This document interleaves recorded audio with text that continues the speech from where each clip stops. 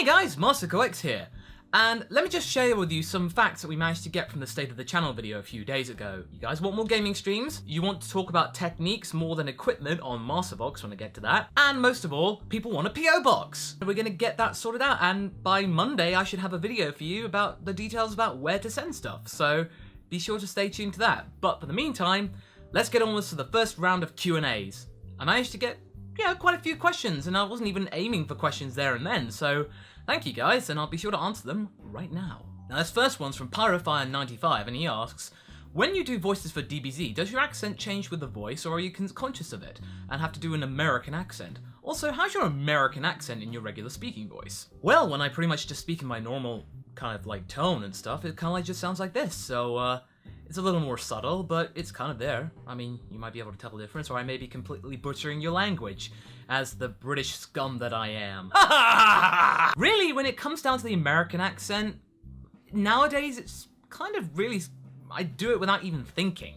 I mean, there are some times I make some wording and intonations that don't sound quite right, but whenever I'm in a directing session with Kaiser, when I'm recording for DBZ or something like that, he usually calls it out and corrects me therefore. But for the most part, it's just been hanging around Americans for like last 10 years. You just kind of pick things up, and that's the best thing to do. Whenever you're learning a different accent, if you can't afford a dialect coach, then maybe just take yourself off to a country, or listen to people speaking with like a Spanish accent, or a French accent, or a German accent.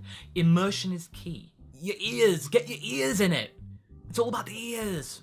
I don't know why I'm doing that. Adult Gohan asks, why were you chosen as the voice for Goku in DBZA? Well, back in the day, myself, Lani Pator, Vegeta 93086, and Rissa Bobissa, we were abridging the Dragon Ball Z movies Dead Zone and World's Strongest.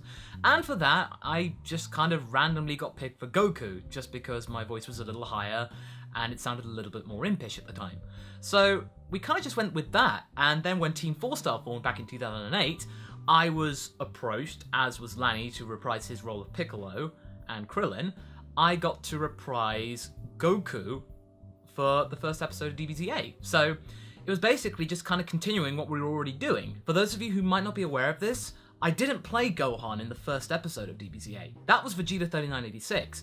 Granted, it was only one line, but for episode 2, it changed back. Nice little fun fact there. Scopa asks, Illuminati! What should I watch for if I try to do the Goku voice? Well, when it comes to the Goku voice, you kind of bring it up here a little bit, so you kind of like raise your tone. I kind of like arch my neck up a little bit. It's a little more fun, because if you go into like trying to do Goku really serious and stuff, it's not quite the same. It's kind of like high, but it doesn't really have that kind of impish la la la la la happy go lucky super saiyan duper duper stuff. You almost have to kind of like force smile a little bit. When you try to like do it normally, it kind of doesn't sound right, but when you do a smile, it's all really good. I bet it kind of looks weird, doesn't it? In short, arch your neck up, smile, and push it out like you're a little kid. That didn't sound right. Z-Man9000 asks, I've seen a crap ton— whoa, that's a long one. I've seen a crap ton of debating about Goku versus Superman versus One Punch Man. Now, while it would be cool to have Goku answer the question, I'm more interested in what you think. I honestly think you could get a whole video out on the subject. I do honestly want to see something like a death battle from Screw Attack on the subject, because it would be fun, but I'm kind of disappointed by how the fans of all three series are acting. My opinion on Goku versus Superman versus One Punch Man, they're all good guys. Why would they fight? I mean, Goku might fight because he want to like spar with Superman or something, but it would be a fight to the death or something. And could you need one punch for just to knock out Superman and Goku? They're all from different universes, so it's kind of hard to say. I think Goku would win against Superman because of Super Saiyan God, Ki, Magic Ki, and all that divine energy. One Punch Man would probably— I would say he would actually win out of the two, because, you know, one punch. Goku needs hundreds of punches. It's hard to quantify again, because different series and different quantities and different physics and calculations and stuff, but really, if One Punch Man can get the punch in, then Saitama would be the winner. And I know that it's a bit of a shot because I love Goku, I do, but come on. One punch. Mind if I send my own fanfiction? Absolutely not. I'm always up for getting more fanfictions. In fact, I'm actually still looking for season 4 fanfiction. So yeah, if you've got an idea, or if you've got your own fanfiction you want me to give a good drubbing, I mean, if you got this willpower for it, then feel free to leave a comment and send it over. Zigzagmine asks, so why was the I Am Bread Goku's gonna show you left out of the first compilation video intentionally? That was down to kind of timing. I wanted to kind of keep the first volume to 10 minutes, and also kind of do a second episode with I Am Bread for people that might have not seen it on this channel here.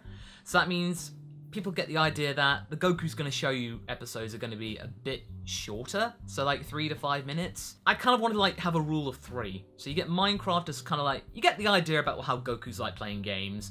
Then you got Super Hot for like something that's not scary, and it's a bit of a challenge, and it's a hot game recently. Well, I mean, Super Hot, come on.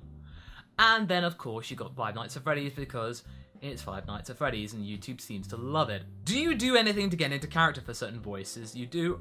Can you just do them? There is a line you like to say? Also, are you still going to be voicing Goku and Dragon Ball Absalom? First off, when you're coming up to make voices, yeah, sure, imitations are good and all, but you can't book a voice acting gig by just say, oh, I can sound just like that guy. Most of the time, you kind of want to get inspiration from people's voiceovers, but it's best to kind of meld them into your own. Make it something that you know inside and out about how to perform it, how they would think. And in terms of being a character, it's all well and well just doing a voice. You can just think, how would that guy actually talk? Or how would that character actually talk? Like with Goku, for example.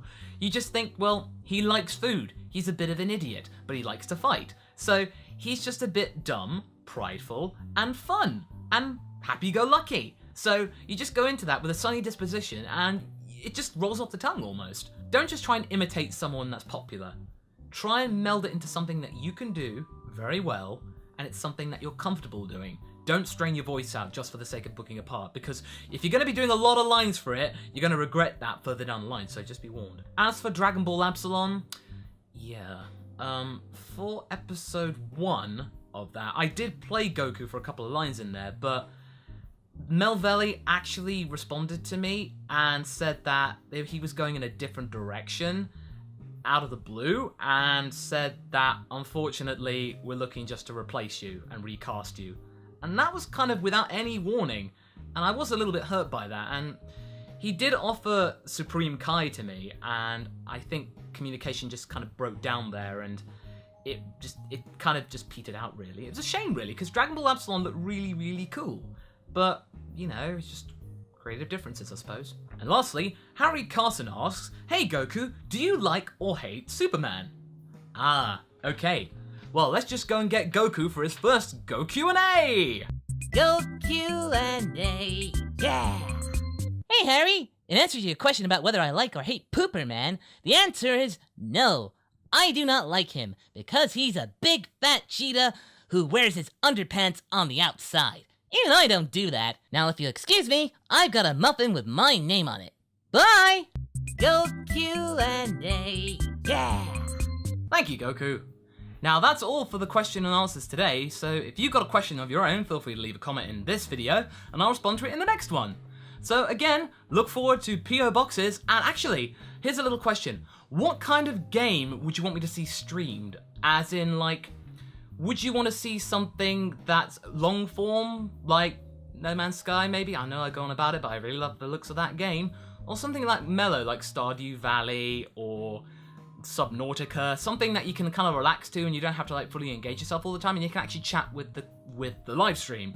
So leave a comment about what kind of game might be good for that. So anyway guys, be sure to keep liking and subscribing these videos, and look forward to Bad Fanfiction Theatre coming up tomorrow. So until next time guys, catch you later.